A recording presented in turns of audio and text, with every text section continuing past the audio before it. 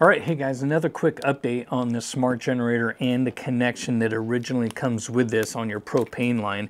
Now, I did contact EcoFlow about getting a connector separately, so they're working on that. Hopefully we can get something so you don't actually have to do this, but this actually works pretty good so far. I've used it a couple times already. So what I did is that I took the original cable, cut it in half, and I do have another video showing kind of this whole process, me testing out the generator as well, so I can use the onboard tanks on my RV. But what I did is added a quick connect on this side. That way I can just go right here to my supply line from my RV, which has onboard regulators, connect it here, and then boom, right into the generator. And now I can utilize either side I want by utilizing the same quick connect or brand, and then just go right into a tank. Obviously, if you still want to use this setup, or if you want to go to maybe a large propane tank that you have on your property, you're not going to want to be using this.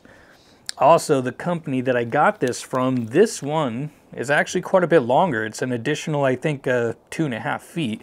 So I can leave their contact information down in the description below. That way you guys, if you want a longer one of these, or at least a spare in case if you modify this one, which you can still use on here, you will have at least an option to get another one of these until hopefully EcoFlow finds maybe this connector separately, and then you can just add, you know, basically it would just plug into your onboard line on here, and then you can not worry about having to modify all this. I don't know if they're going to get one or not. I put a request in, so we'll see what happens, but you always want to check these too.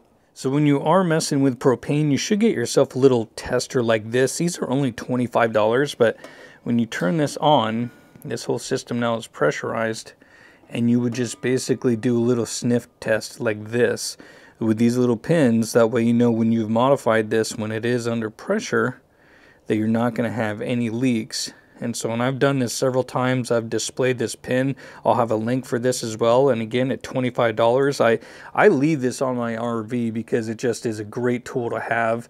Obviously, whenever you have RVs, you know that you're dealing with propane and stuff, and as these things rattle down the road, you can get leaks and stuff. So anyway, this is just kind of a little update of what I did, and you can see here that these are just connections that you can get anywhere. This is a 3/8, and again, I have a video of the whole thing that I kind of did on how I did this, so you guys can find that down in the description below. And I hope this helps you out, and again, consider subscribing to the channel, and I hope to see you guys next time.